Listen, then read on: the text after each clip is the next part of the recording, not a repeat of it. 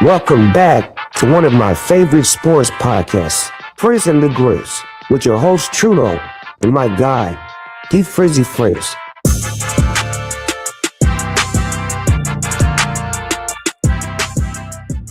Hello and welcome back to Frizz and the Grizz. It's your boy Trudeau. Thank you for joining us live Monday, April 6th. You can check us out live on Twitch, YouTube, or Facebook. Check out that Twitch handle at @dfrizzy_Frizz5. And if you're only catching part of the show today, you can catch the whole show tomorrow on podcast. Apple, Spotify, all those good places you get podcasts. Hook your boys up. Remember, rate, subscribe, review. And don't forget to check out the TikTok blowing up over there at Frizz and the Grizz. Good show for you today. We're going to talk NBA. We're going to do our, I guess, annual at this point, because we did last year, our fake NBA award show, which is unlike other award shows, right? When they talk about who's the MVP, who's the coach of the year, most improved player, et cetera, et cetera. We're going to make up our own fake awards, celebrating the season as we wind down. This is the last week of NBA action. So we got that on tap today and a recap. But first, D, what it do? What up, bro? What up? How you doing today on this lovely Monday? I'm good, man. I feel weirdly energized. I'm ready to rock and roll today. I think it's because it's NBA, so I'm like pumped. It's not only just NBA, but it's like the Troll Award season. So like that's probably making you feel a little bit better, because this time last year, or around this time, I think we were talking about like the worst transactions that was made, or like the lead, not worse, but I think we talked about I gave the Uno reverse card award, and it was Jaylen Brown's contract. I was like, that aged poorly. Yeah, and then he ended up being Finals MVP later on that season. So I mean, I say that because there were people that were actually watching, and then like people that like texted me and be like, "Oh yeah, you remember when you told he deserved the the Uno reward because he bad contract signing? Yeah, take that, Frizz." I'm like, all right, man, you got that. But that means people are listening. So like, if we gotta say random bad takes just for people to like, why I oughta on the internet, then I'm all for it, man. It makes me feel good.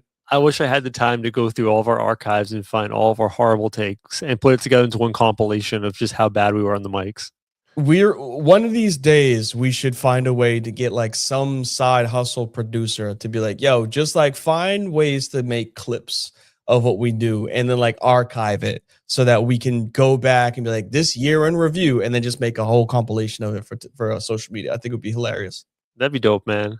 But yeah, I'm glad we have fake awards. I think there's 7 right now. If you want to throw one in at the end, or if you have some ideas, you can put it in the banners and we'll get to them. I think just because time-wise, we have a shit ton of stuff to talk about, why don't we get right into the recap and get into the sports stuff? Let's catch up on some of the sports headlines from the week. It's time for a quick hits with my boy Trudeau. All right, short one today. Lakers season pretty much over. You'll make the playoffs. Congratulations. Luka Doncic out for a couple weeks with a grade 2 hamstring injury. He's going to oversee, I don't know where oversee, to get treatment. And also you lost Austin Reeves for somewhere between 2 to 6 weeks with the oblique injury. The Magic have familiarity with that, with the Franz and Paulo thing. So good luck to that, UD and Lakers fans. In other news, Cooper Flagg, monster weekend, 2 40-plus back-to-back games, catapults him to the head of the Rookie of the Year race. Basketball Hall of Fame inductees were announced, including Doc Rivers, our favorite coach. Yeah. Amari Stoudemire. There was a good inductee in Candace Parker, so shout out to her. She is great. UCLA is talking about college basketball greats. Women's college basketball championship winners. And finally, very surprising to me, Michael Malone, former Denver Nuggets head coach and NBA champion, will be the head coach of the UNC Tar Heels. Interesting. And that is your sports recap.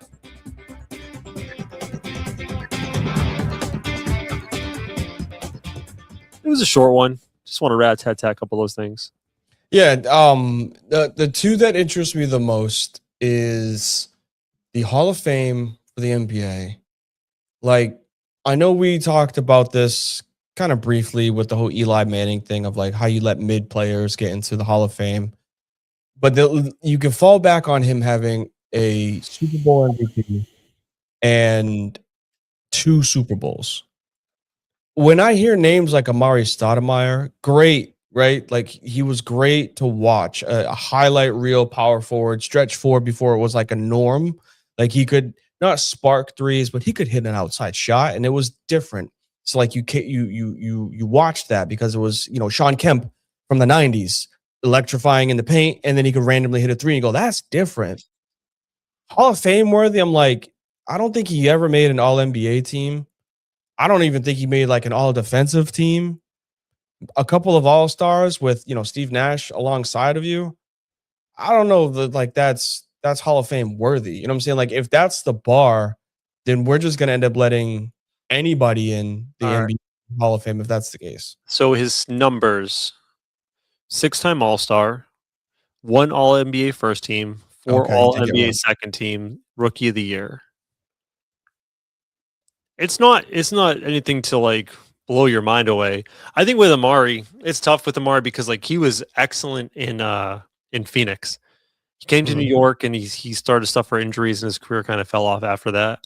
It's how it is, like the NBA Hall of Fame's like the Hall of Great. And Yeah. usually it's like college plus. It's not because it's the Basketball Hall of Fame. It's usually college plus pros. I don't remember Amari having like a crazy. High school. Yeah, he didn't play in college, so Yeah, he's a high school it's a player. bit of a stretch case for me. You know who else got into the Hall of Fame? I thought was funny. Oh, I'm listening. A referee. You know who it was? Was it Joey Crawford? Yeah, Joey Crawford. I thought that was hilarious. I remember Joey Crawford being super animated, teeing people up and being a maniac. Yep. I also remember when he raced Charles Barkley at the All-Star game, and then he face planted because he's old. I'm here for like throwing guys like Joey Crawford into the Basketball Hall of Fame because like while he did not impact the product on the court, he enhanced the viewing experience with his personality. Yeah, it was good. I like him. Yeah, that I don't mind. I just that's like a participation trophy inductee. It's like when you look at the greatest that played the game, right? And you're like, yes, Jerry West deserves to be there. Allen Iverson influencing deserves to be there. Kobe Bryant obviously deserves to be there. Then you go, Amari Stoudemire. Like, huh? Like what? Someone doesn't fit. You know what I'm saying? Like someone doesn't belong here. But like you said, it's not the NBA Hall of Fame. It's the Basketball Hall of Fame. So like, it's the same thing with the NFL. Like the NFL really doesn't have anything to do with it. It's just a bunch of people that are voting. So he made it. Good for him. I would have looked at one and been like, oh, that's weird that he made it. It wasn't a strong class. Again, Candace Parker was the headlining player. Like she was awesome. 3-time MVP. Yep. I think college national champion. College national. She was like great everywhere. I think the only player in WNBA history to get Rookie of the Year and MVP in the same year. Yep. She's awesome. And she's honestly, Candace is like awesome at you gonna say analyst? Analyst, yeah, she's a great analyst too. Great on like TNT or sometimes she's on ESPN too. But like that group, I know it's not on TNT anymore, but like that group that was, and now it's on ABC or NBC. I was happy with Elena Deladon too getting in from the WNBA, 2-time WNBA MVP. Did she play for the New York Liberty? The name sounds familiar. No, she played for, I believe, Chicago. I remember her from college. She played for Delaware and like brought Delaware to like a Final Four. Nice. And another one I was like, that's deserving for the Hall of Fame was Mike D'Antoni as a coach. Like he's the innovator. He was the pace and space innovator, and he was the score in 12 seconds or less. So like, exactly. That's a game change. I don't mind those. Like, we already saw an Amari Stoudemire type. It was Sean Kemp 20 years prior or 15 years prior. So like, it wasn't like he did anything different. Yeah, he caught some alley-oops from Steve Nash, but like, I don't know. I didn't realize that he got that many All NBAs. I thought he didn't have any. So I guess there is your case right there. I just knew that he was like a 5 or 6 time All-Star. What was the other thing that caught your interest from the rundown?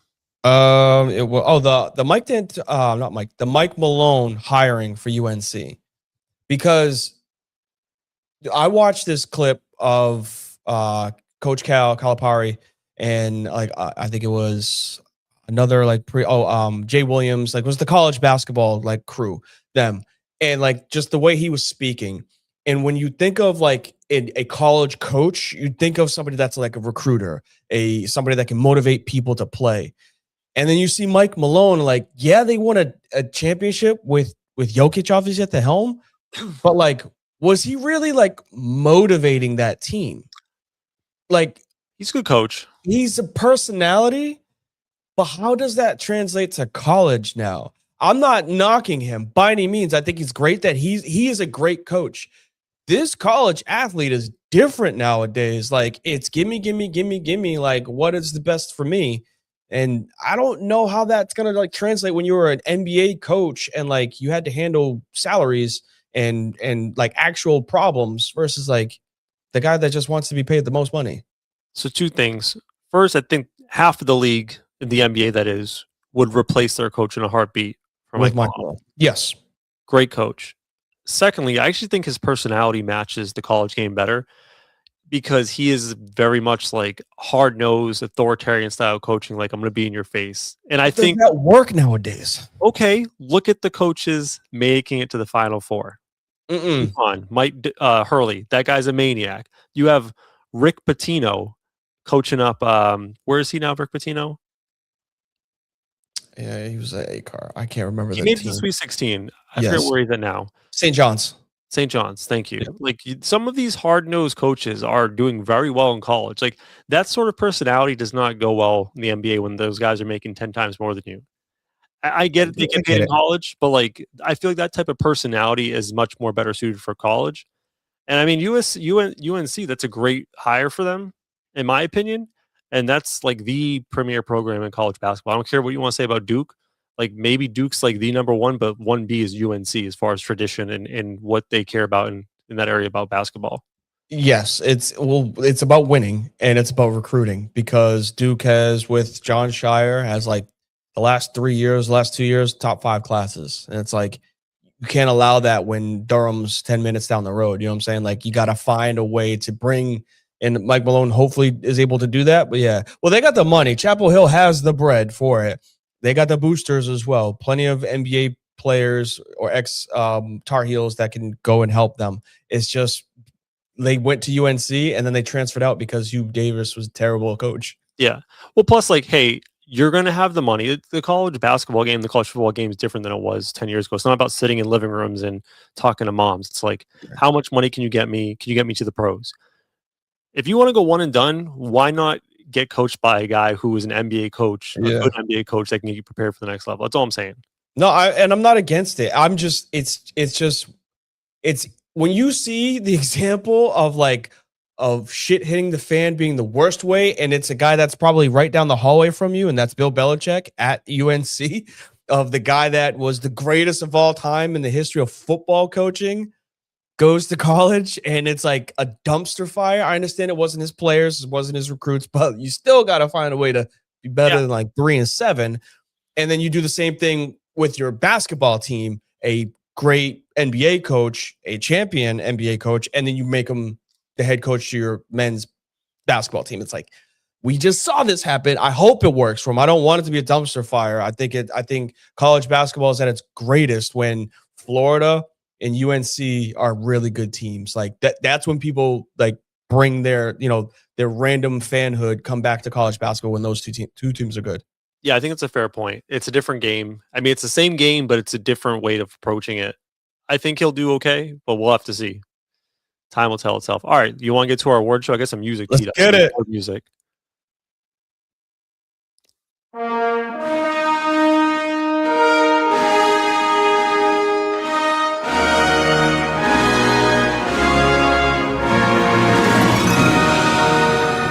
Apparently, it's the Oscars main theme. I didn't get to test it before I played it. I was like, I hope this is good. And as soon as the horns came, like, fuck, this sucks. Oh, we're good. We're good. Let it rip, man. Let it rip. That's a great sign for the start of the segment. All right, so our fake NBA awards season is among us. I want to start with one of my favorite awards that I want to give out. Okay.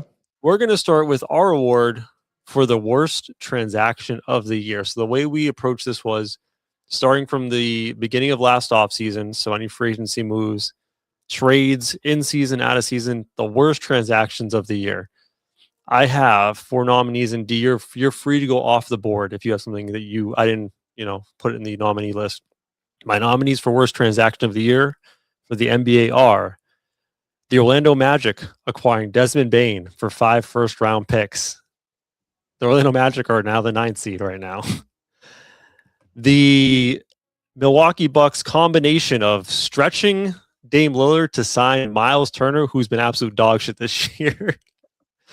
The third nominee, the New Orleans Pelicans trading an unprotected first-round pick to move up, like 7 slots in the draft to get Derek Queen, who's barely playing.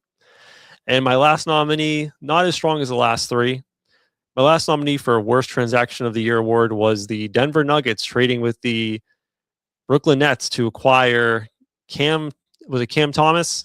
Cam Thomas, from the Nets in exchange for Michael Porter Jr. I'm thinking, no, Cam Thomas is not the one I'm thinking of. It's Cam Johnson. Cam Johnson. You're Cam right. Johnson, acquiring Cam Johnson for Michael Porter Jr. Michael Porter Jr. was a borderline all-star this year. So, D, we'll both throw our nominee and we'll pick a winner of the trends. Do you have any to throw in there that I missed? Of course. I got one because it's my guy. He's one of my favorite players of all time. Is he a greatest of all time? I don't think so, but he's one of my favorite. The Philadelphia 76ers extending Paul George for 4 years. Was that part of this year? That was part of this year. 4 years. Oh my God, I can't believe I missed that one. You said within the last 365 days. So I'm taking it as that. I said since the start of this past offseason. Oh, okay. I thought it was just within the last year. Yeah. So my apologies. This transaction cycle for this NBA that season. one might have been that off season then. Okay. That would have taken the cake if it was 1000%. I was like, good. But the one that I wrote down was the Derek Queen trade. If I were to vote for one, I would say Derek Queen because they traded from 23rd to 13th. Yeah. And now that who has it? The Hawks have that pick. And you said not only was it that the trade, but they had the worst of them in the Bucks, the best of them in the Bucks. And so currently, the Bucks I look at, let me see here. Go to expanded. Go league. Sorry. Go league. I kind of want to go I think I'm gonna go with you on the Derek Queen draft trade as the worst transaction of the year. I think the Miles Turner situation is a good runner up in that one because they take Dame's large ass salary. That was $45 million a year. They spread it over 4 years trying to win now. They're we got to sign Miles Turner. We got this. Give Miles Turner a big contract. Miles Turner's playing 25 minutes a night and awful. And that team is in the trash. And now their books are fucked for the next 4 years. $22 million a year for Miles Turner. Plus the 25 game. Yeah. Plus Dame. Yeah. That's just insane. It says that between 2025 and 2026 that the Paul George signing was a thing. So it might have been the off season of this. So if we don't want to add that one, to me, the one that takes the Derek Queen trade, an unprotected draft pick to the Hawks to now be a bottom 7 team. So you're in the lottery. So congratulations, New Orleans Pelicans. You win the worst transaction of the year award. We got a clap for that. There we go. You have a more professional clap. Why don't you do the clap next time? Yours is nice. Does this one work? Oh, not that one. No, not that. Yeah. You hear that? I like that. All right. Our next award for our fake NBA award show. We're going to give out the MVP, the most volatile player award. This award goes to a single player who on the court is the most reckless, most annoying, or most dangerous player. My nominees for the most volatile player, the MVP in our award show: Lou Dort of the Oklahoma City Thunder. This dude's trying to kill people, hurt people on the court. Isaiah Stewart of the Detroit Pistons, for obvious reasons, because he stays ready. Yearly nominee for this award: Dylan Brooks of the Phoenix Suns. Draymond Green, another yearly nominee of the Golden State Warriors, and a newcomer to the race. I'm going to nominate one Desmond Bane for the most volatile player. He threw a ball at somebody, throwing balls at players. And I've watched a lot of Magic games. This man is just fucking angry all the time. He's a menace. He just wants to fight people. So D, who's your winner for the most? And wait, did I omit anyone that should be omitted? No, those are the people that I'd throw up there. I would think, the obvious answer that a lot of people would give for this one would be Isaiah Stewart because he's always for the smoke. But I'm going to throw a wrench and say that Lou Dort would win this award because not only is he annoyingly annoying, but he flirts the line with dangerous. And he's done a few things with being in people's landing area. He's tripped some players. Like, he's on the ground and he raises his leg. He's done some stuff that makes you go, wait, come on, man. Like, you guys are already great. You don't need to do the excess stuff for people to dislike you. And he was the household heartwarmer name. Like, oh, they got Shea, and now Lou Dort is there. He's finally getting his chance, because I think he was in Houston when he started his career. I know he wasn't in OKC when he started his career. I think he played there the whole damn time. Did he? I thought he was somewhere else. Well, you know what? I think he might have been with Houston with James Harden. You're right. I could be wrong, but I feel like he was somewhere else. And if I'm wrong, I'm sorry. If I'm right, even better. But I just know that, like, I would love to give the award to most volatile for Isaiah Stewart. I think that would be the obvious vote. But I think if I had one, I'd be like, it's Lou Dort, because he's done some very dangerous shit in the last year. Yeah, if it was the dirtiest player, 1,000%. Like, there's no question. I think that's a good pick. Let's see. Career history, Oklahoma City Thunder, 2019 to present. Okay, so I thought he played somewhere else. Maybe I'm thinking of, like, I'm playing 2K and he ended up getting traded or something. Possibly. I like that. So Lou Dort is our winner of the most volatile player award. Give him the applause, D.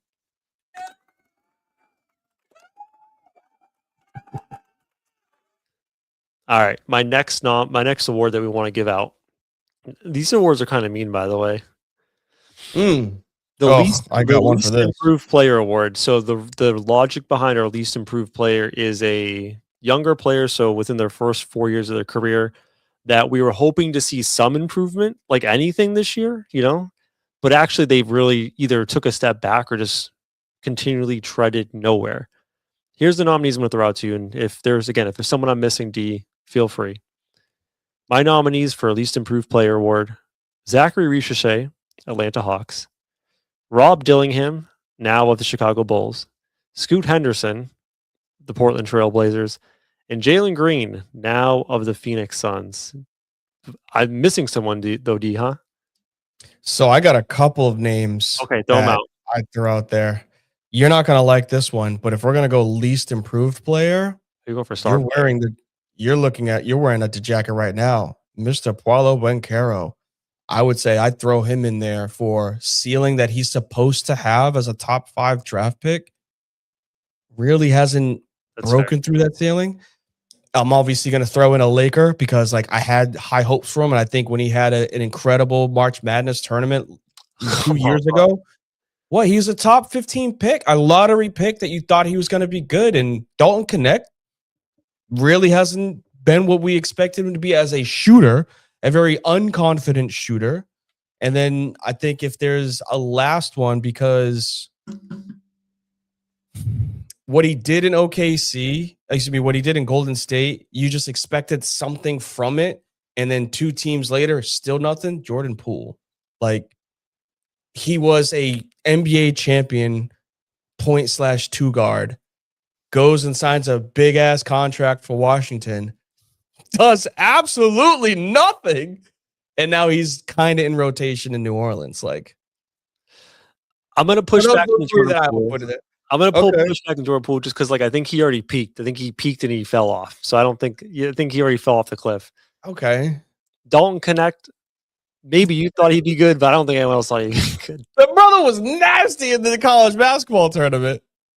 I'll give you the Paulo one. The Paulo one's pretty disappointing.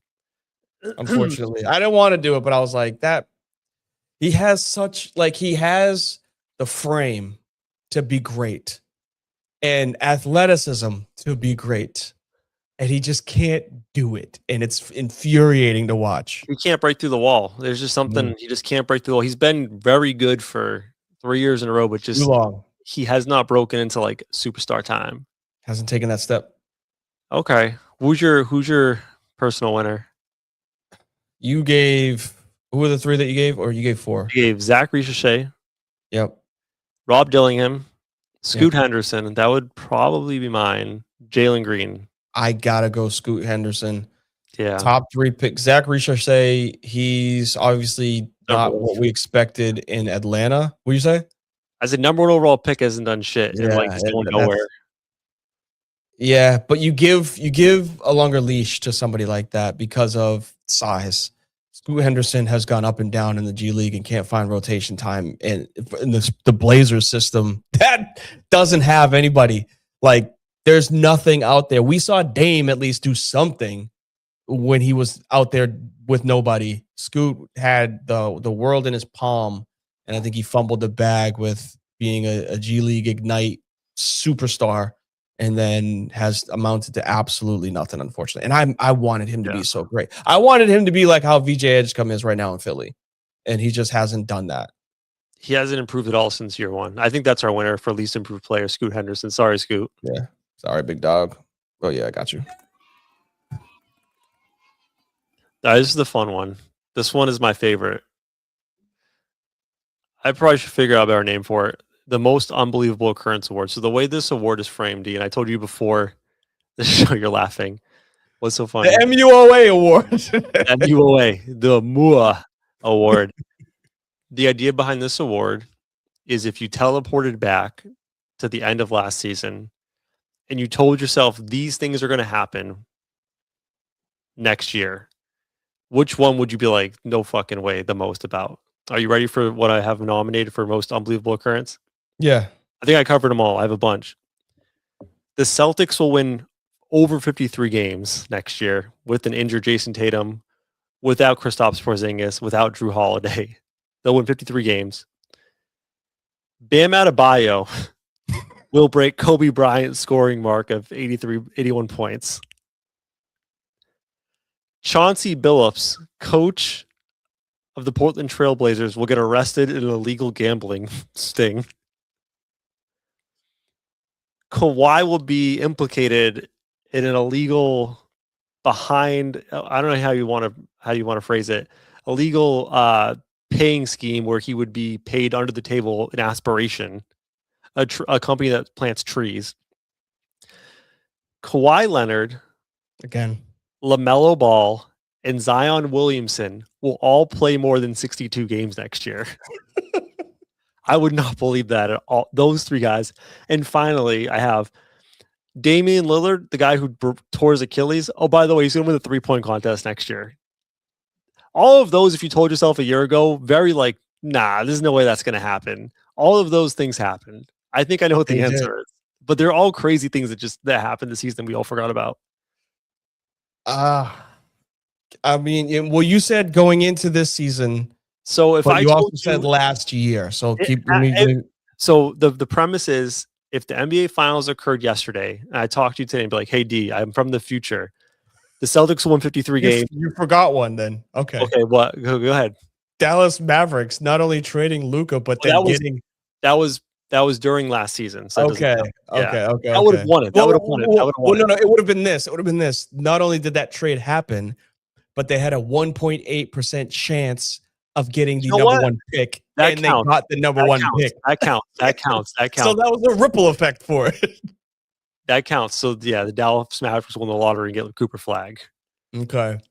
I still gotta I know the flag thing is up there for me as like, there's just no way. But I think Bam Adebayo scoring 84 points is just insane. Of like, we see Devin Booker, right? We see Luka Doncic. We've seen random people. Who was it? I think Dame. Joel Embiid had like a Joel Embiid has a 70-point game. No, I think he has a 70-point game. Like, we've seen these superstar names have 70+ point performances. And then you see Bam Adebayo, who averages on career 17 a game, maybe 18, maybe 1-3 a game, possibly 2. The brother went off for 84 points. That, I think, is just, there's no way anybody in a time capsule could come back and be like, hey, this is what's going to happen next year. And you'd be like, no. If I take my chances on anything else in the world happening over that. If I've teleported from now into the past and told you after the season last year, hey, D, someone's going to break Kobe's scoring mark, you're going to be like, oh, shit, was it Luka? Nah. You could guess 50 names, 100 names before you said Bam. You could probably guess 75 before you get to Bam. Yeah. I think that has to be the most unbelievable thing that happened this year. It's up there. What were the other? There was another one that I thought was close. That's our gold medal. I had Celtics winning 53+ games. I had Chauncey Billups getting arrested for That illegal one gaming. was up there. Well, if not Chauncey, the one with Kawhi. And then getting swept under the rug. The Kawhi aspiration thing. I also think, like, low key, this might be in my top three. Is like, if you told me a year ago that this season would go through and Kawhi, LaMelo, and Zion would all play 62 plus game, they might hit 65, all of them. Insane. Which is insane. It's like, no one, like, you couldn't have thought that. You could have said one of them would do it, and you'd be like, no, maybe. All three of them. I don't think anybody would have believed it with those three names. Incredible. That's a good one, though. That's a good one. But Bam takes the cake, man. It's 84, right? He scored 84. I think it was 83. 83. It was 83. Oh, it was 83. Okay. Don't give him any I mean, so, and I got into it, but like I spoken with a few of my coworkers because my business is based out of the company I work for is based out of South Florida. So a ton of Heat fans. And they had brought up and like we talked about, obviously I got my bias because of Kobe. And then somebody was like, you think Kobe would be pissed off at like this? And I'd be like, absolutely not. No, he would not. There's a video that actually is circulating now of somebody going off for like 140 points in a high school game. And they were like, but he took like 130 shots. And he's like, man, that's Mamba mentality. He don't care about his shooting percentages. Like, I'm surprised he didn't take more shots. And Kobe was like, no, good for him. Like that, if you are locked in and do a zone and your team's going to keep giving you the ball, absolutely keep shooting it. And so like, that's how I answered. I was like, no, if it were Kobe, he would 1000% be like, go for it. Like, when are you going to get this chance again? Not apples to apples, because I will say, I know this is wicked old topic. You think it's because it wasn't related to him? No. The first quarter, Kobe would have been proud. I think he had like 30 minutes in the first quarter. 4 minutes is when it gets The last quarter of the game was pretty damn gross. He was getting like quadruple team. He's like, no, I'm taking this shot. I don't even think it was really the double or triple teaming, because I could see that. Like, you got to do that in basketball. It was the purposeful missed free throws from your own team. Yeah, that was bad. And then like the non-effort on defense to give up a bucket so you get extra possessions. That's when I'm like, God.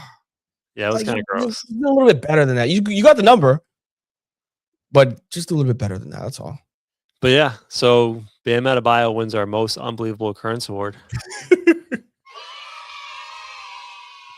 Was there a second and third place for you on that one? Because I thought they were all pretty good. Second was the Kawhi Leonard one, because that was when we dropped that like 4 or 5 months ago. I was like, dude, it's a felony. Like he's got a chance to go to jail for like life. And then it just got swept under the rug. Like, it's not talked about again. So yeah, I'd say if anybody was like, if anybody was to be like, hey, by the way, Kawhi Leonard is going to take hundreds of millions of dollars from somebody illegally and not get found any type of responsibility from it, I'd be like, what? Kawhi, the guy that's a fun guy who's not involved with literally anything, is going to scam somebody for hundreds of millions of dollars? So nah, I wouldn't have saw that one. My guy, yeah. All right. 3 more awards. I don't know how I feel about the last 3. Okay. I get the biggest loser award.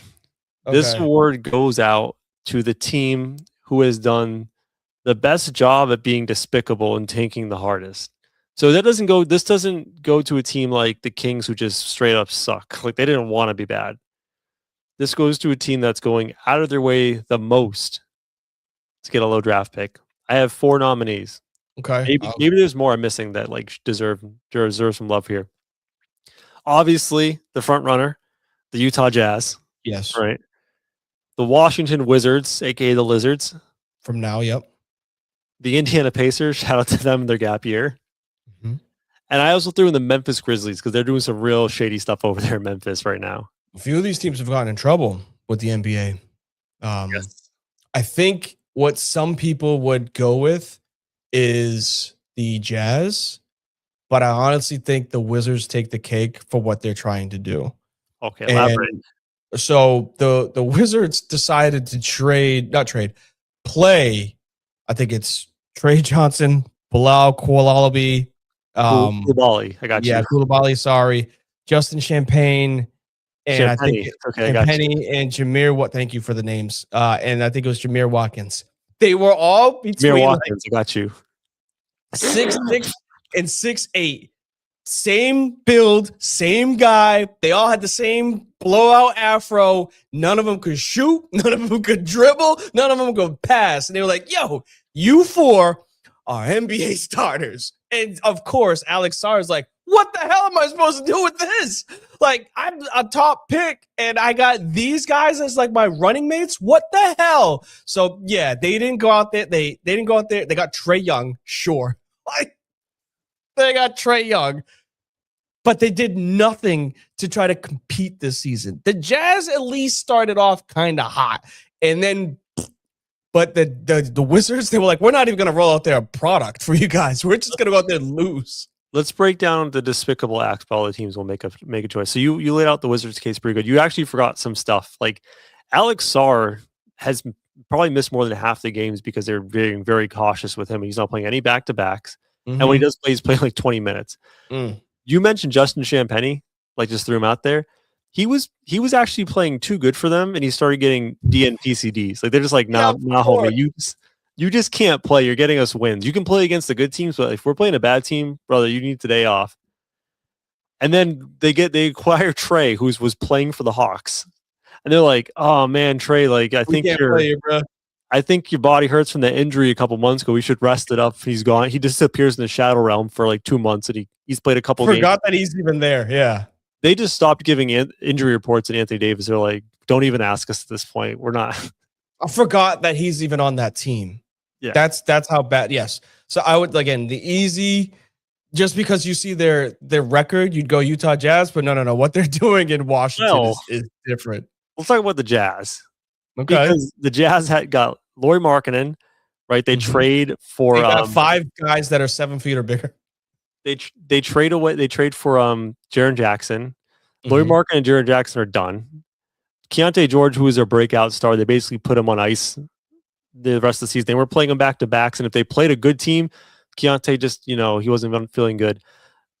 The thing that's the craziest about the Jazz is like they had the COVID 26 going through the Jazz because like every week when they played good teams, if they had a stretch of when they played bad teams, if they had a stretch of playing tanker teams, everyone they would just like sick on the injury report. Everyone was fucking sick. Like it was like the flu times 1,000 going through the Utah Jazz. They had Yusuf Nurkic and they were just sitting him when he was healthy. They were playing 7 guys. And then Yusuf Nurkic ended his season because he was too good helping them win. He got nose surgery. He got his nose fixed. So he's done. He got done for the year like a month ago because he had to get a nose surgery. But the Jazz are despicable in this. They're and by the way, really quick, the Jazz strategy, right, to actually be extremely bad is what they do is they just put everyone injured and they just keep signing 10-day guys. That's a cheat code. You just sign the dudes off the scrap heap and be like, guess what, brother? You're now an NBA starter. You weren't playing the league, all year, but you're an NBA starter. Here's 38 minutes. Have fun, kid. What those two teams are doing is incredible. And I think the Jazz got in trouble for like midway through the season before the All-Star break. They had a game where they were up like 20, 22 points and they pulled their starters. They blew the lead, lost the game.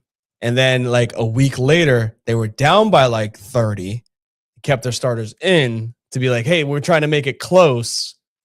And they still lost the game. So it's like, they're doing some shady shit. I just couldn't throw it to the Jazz because like, I think they were expected to be bad, but Washington is just like, I don't even know what you couldn't name one a non-NBA fan couldn't name one player on the Washington Wizards right now. That's bad. The only reason why I would throw the Pacers in, because they've done shady shit all year, but they've played their guys like Siakam here or there. Mm-hmm. The Pacers, they trade for Zubac, and then like so he gets the Trae Young thing where it's like suddenly he was playing. He's like, oh, Zubac, you need to rest that ankle, buddy. Like it looks bad. Take off the rest of the year. And the Pacers trade the Clippers a first-round pick this year for Zubac, top 4 protected, and they're like, watch this. We ain't losing this pick. So, like, I don't know. I think I like the Wizards pick here for the biggest loser. I think it's obvious to say the Jazz, but the Wizards deserve some love in being the biggest loser, biggest tanker. Different, man. Different. This is, I know, I almost said David Stern. what's his name? Silver? Yeah. Adam Silva is doing his best to try to fix this problem. So like I'm not knocking him, and I know like we can find ways to always hate on Roger Goodell, like that's just part of it, right? With the NFL. But I don't think Adam Silva is just sitting back and just taking the hit for the owners. Like he's trying to find a way to fix this for the fans. And there's just no easy, consistent solution to provide that's going to get rid of tanking. There's the point system that we talked about. Is that too intricate for it to be rolled out in the NBA? It sounds like it, but it would make the most sense where like you're rewarding teams that actually like want to win. They just can't win by having it as a point system for post, all-star games.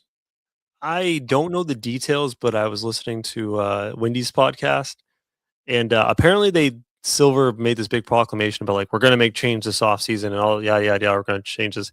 And apparently the draft of like what the proposed rule changes are is just such a weak attempt at fixing it. It's not going to do anything. They can't. Unless they go like all in, like no half measures type stuff, it's not going to get fixed, unfortunately. And your bottom of the barrel teams are going to be bought. Like Washington hasn't been in the playoffs, like I think in the last 15 years. I think they had like an eight seed appearance with Brad Beal when they lost to the Cavs, which was like 10 years ago. Yeah. With the LeBron-led Cavs, that's what I'm saying. And LeBron's been in LA for like 8 years. Yeah. Shout out to the Washington Wizards, our winner. Oh my goodness, so bad. All right. This is a random one. I changed the name. First it was the 10th Man Award. I'm going to give it to the Best Random Watch Award.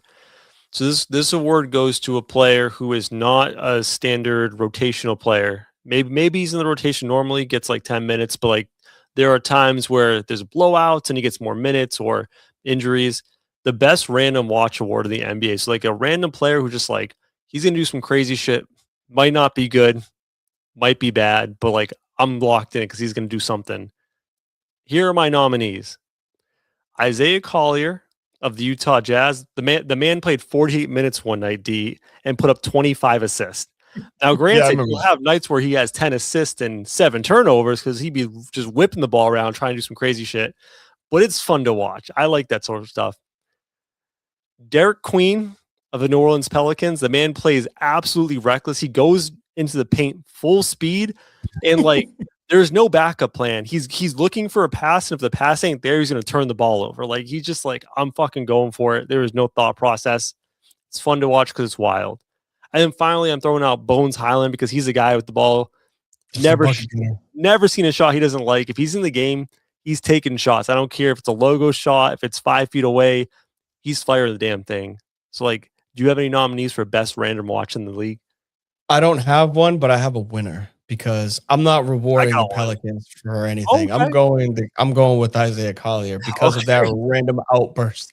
I got no problem with like the point guard position is dying, right? It's who's the best scoring guard. That's essentially what it is. So when you got a 5'10", I know he's bigger than that, but I don't think Isaiah Collier is big. I think he's a smaller point guard if I can get the exacts. That being said, if you're just going out there just to dime everybody and like you throw 7 turnovers, but like there's 15 assists that are long, that means he's passing that bill.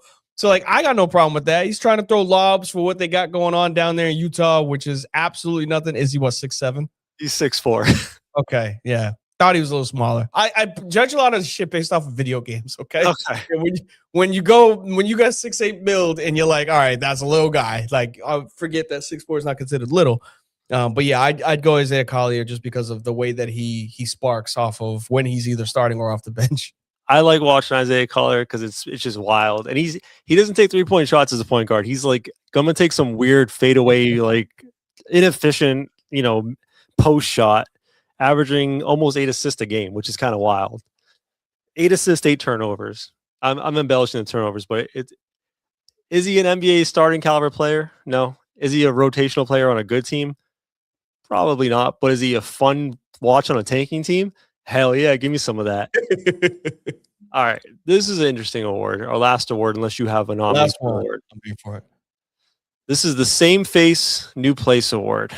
So this award goes to a player who has shown great promise this season, but he is limited by the fact that there are a lot of dudes around him that got to eat. So it's a player that I would want to see, or you would want to see on maybe like his own team. Like throw him on a tanking team and let this man cook. Let's see what he can do.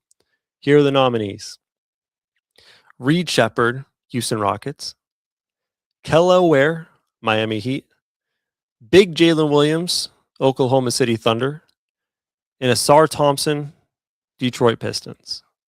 Do you have anyone to throw into the mix? I think those are. I'm looking at it now. Honestly, think those are good nominees. I don't see anybody else that I would throw in as a replacement for like your third tier like stars. Not first, not second. Go ahead. I made the case for all of the players.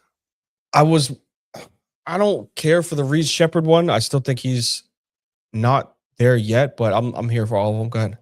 Well, the Reed Shepherd one I like because can get absolute red hot from three. So he's gonna be launching a bunch of threes. The block and steal rate is insane on this guy. He had a through the roof block steal rate in college, transferred over to the NBA. The man, when he plays 30 plus minutes, will get like 2 blocks, 2 steals a game. Cool. Like Reed Shepherd, which is insane. Really? Yeah. Check out his block numbers. He gets a shit ton of blocks, a shit ton of steals. He's a defensive menace. He has like very good defensive instincts. But again, Ime Udoka, he's turned the corner a little bit on him, but for the majority of the season, he has hated Reed Shepherd and buried him on the bench. Mm-hmm. So I would think he'd be a fun player, like on a team that he can actually have a bigger role on. Okay. But Kello Ware, obviously, like in limited minutes, mostly backing a Bam Adebayo, freak athlete, can shoot the three, dunk, block, like very fun to watch. Big Jalen Williams, we've seen when Chet and Isaiah Hartenstein are out, that man can put up a 30-something point game. Like he's actually very good. Yeah, I'm with you on that one. I give you credit for it. And then Asar Thompson, I'm just always an Asar Thompson believer, just because the defensive stuff is amazing, and offensively he does a little bit of everything. But Bickerstaff kind of hates him, limits him to like 24 minutes a game, puts him in like a fourth role on the offense. I'd love to see something different there. D, who is your choice for the Same Face New Place Award? I'd go Jalen Williams because I think if he benefits from having the spill opportunity with Chet and with Isaiah, and obviously a lot of attention gets drawn off of you when you have the other Jalen Williams and Shea out there. I think if he were somebody else's big man, you might get better production and you'd get a foundational player that you could help build around. He's not going to be a number one anywhere. He'd be like, and don't laugh when I say this, but he'd be like somebody's Pau Gasol. We're like high praise. I think the brother had like Pau. We know how good he was, obviously, and I think if you have somebody that he's sitting behind Chet no matter what he does. It doesn't matter how good he is. Chet could get hurt, and as soon as he comes back, Chet's back in the starting rotation. That's just where he is on that team. So I think if he were to go somewhere, you'd get 18 and 12 a game and a hustle 18 and 12 a game. Couple threes too, spread the floor. Yeah, stretch four, yes. Yeah, he'd be a starter on a lot of NBA teams. Mm-hmm. I'd take him over in LA over Jared Vanderbilt and DeAndre Ayton. Talk about LA. Like I thought I was gonna be Kello Ware. Because Kello Ware, to me, we talked about Amari Stoudemire. This is gonna be wild. We talked about Amari Stoudemire at the beginning of the show. Mm-hmm. Put Kello Ware in LA with Luka. Tell me that man does not look like Amari Stoudemire on the court. Quite as possibly. Far as like rim running ability, finishing at the rim, defensive menace. Like give him a ball handling point guard. That man's gonna cook. Probably, but Luka could do that with anybody. So like you gotta remember Dwight Powell was dominant. You know what I'm saying? Like Dwight Powell was a go-to guy, and Derek Lively Jr., who was a go-to guy in Dallas. You know what I'm saying? So like I get what you're saying. I think I'd trust the guy that has the trust the guy that has the ability to stretch the floor a little bit more in Jalen Williams over Kello Ware. I'll go with, I like the zig. You're gonna zag when other zig picks. I'm gonna take that. Jalen Williams is our winner of the player we'd like to see the most sell more else. That's it. You got any other awards you want to nominate or not? I'm good, man. I think this was actually pretty fun, getting a step away from the norm. Yeah, we'll get more serious next week when we actually have the playoffs set and we know More what's sports to going on. actually talk about. College basketball will be over. NBA playoffs will be 2 weeks away. I think we'll be straight. Who's winning right now? Last I checked, it was Michigan that was up, but I can double check for you. Michigan's a wagon this year. They are, yeah. 10-11, still a close game. Yeah, not a long way to go. I'll go watch some of the game after this. All right, D, let's hit up closing takes and get out of here. The show is coming to an end. But first, it's time to get to anything we've missed. It's closing time. 1 segment, 2 takes. Now go.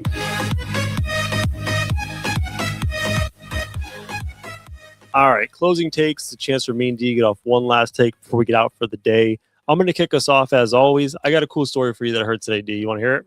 Of course, I'm listening. All right, first, you know who Micah Potter is? Micah Potter? Nope. I Ever know heard Micah Parsons, but no. Micah Potter is a NBA player. He plays for the Indiana Pacers. He is basically a third string center, like fringe of the league guy. But the Pacers over the weekend played a game in Cleveland where Micah Potter's from. Micah Potter's wife is pregnant. So during the warm-ups, Micah Potter wore purple shoes onto the court. And, they do the visiting team announcements, starting blah, blah, blah, blah, blah. Micah Potter starts. He does his little introduction. And then when the home team comes out, usually they dim the lights and they do all the light shows and now introducing Donovan Mitchell, all that stuff. Lights go out. Micah Potter goes to the bench, changes his shoes. Lights go on, comes back out on the court to start. Blue shoes. That was his announcement to all of his family and friends at the game. It's kind of dope. That's a cool story. That's good that the organization was in on it. Good for them. Yeah. Because sometimes it's bigger than the game, and that's a cool thing to do. Gender reveals from sports are from professional sports, not with people doing it in their backyard, but from professional sports are actually pretty cool. I've seen some dope things of cleats that are different, or the bat choice that somebody has as they're walking onto the field. Just something that's that's cool, man. That's cool. You told everybody in the world that you're having a girl. That's pretty cool. Yeah, that was a neat story. I like that. Nice. Well, to go along the sides of random, and do you know this guy? Do you watch the LA Angels at all? Anything about the Angels? I know that they have Mike Trout and they have Anthony Rendon. That's all I know. Cool. So a name that you didn't know. His name is Joe Adele. You ever heard of him? Nah. All right, that's fine. The singer Adele? Oh, close to. But this brother, love the beard that he's got. Very similar to your boy. Big ass beard. Adele now. 6'2", 215 outfielder. Okay. Go look at what this brother did over the weekend. Because known for obviously having decent bat, right? This boy didn't just rob one. He didn't rob just 2 home runs. The brother robbed 3 home runs in one game. And in the last one that he caught, he flipped over the home run line, flipped over the barricade.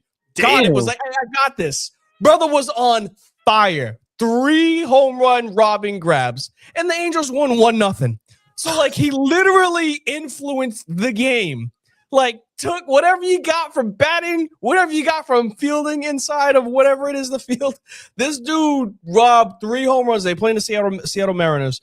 He robbed 3 home runs, and then the last one. Remember when Torrey Hunter in the playoffs? I just had to Google this. Just to confirm. I was like, that has to be the record. Joe Adele, most home runs robbed in a single game, April 4th, 2026. Insane. And it doesn't sound like you've seen it, but do you remember when I think it was Shane Victorino hit that home run with the Red Sox, and Torrey Hunter went to go catch it, and he flipped over and his legs flip up, and then they got the picture of the security guard doing that, that thing in Boston. He did that, but he caught it. Feet all up and everything. Ass over tea kettle, whatever you want to use as your phrase.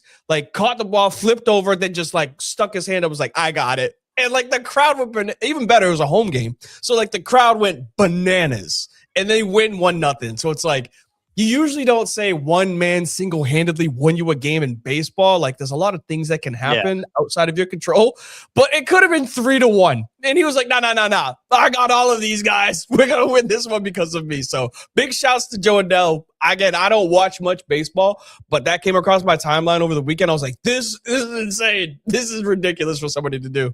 That is random, but I'm so glad you picked it. That's an awesome story. I was going to ask you, I'm like, oh, you're talking about baseball again? Like, you've been talking about baseball quite a bit. You betting on baseball again? Not on baseball, but I'm in the algorithm. I'm in the algorithm. Like, it's so bad because of this whole ABS stuff, bro. As long as that algorithm is pulling you away from the Shedeur Sanders stuff, I'm glad. I'm happy, brother. I'm happy you're gone. I'm glad you brought up Shedeur Sanders because you know what we're not seeing? Yeah. You know what I'm not hearing in this draft, centric time that we have is nobody's saying a goddamn thing about Fernando Mendoza patting the ball when he's throwing it. He's out there patting that like he's making dough, getting ready to make a pancake or something. He's out there doing that, but not a single person is talking about him patting the ball before he throws it, right? Ain't no tweets coming out saying, hey, man, you do that in the pros, we're going to pick that off, right? Nobody says it. But let it be Shedeur Sanders, and all of a sudden the brother can't throw because he pats the ball before he throws it.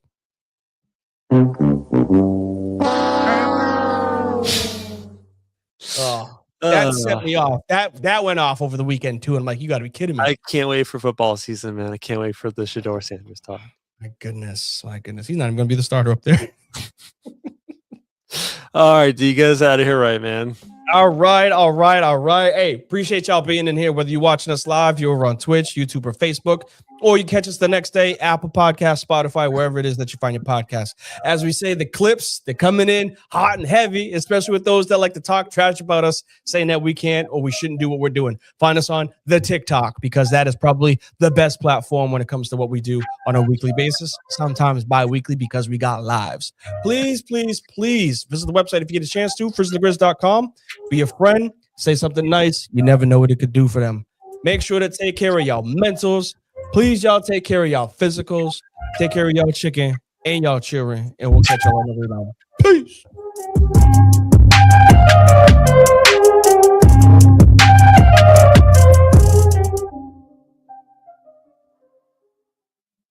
I'm supposed to be the franchise player, and we're in here talking about practice. Well, Coach, I mean, listen, we're talking about practice, not a game. We're talking about practice, not a game, not the game that I go out there and die for.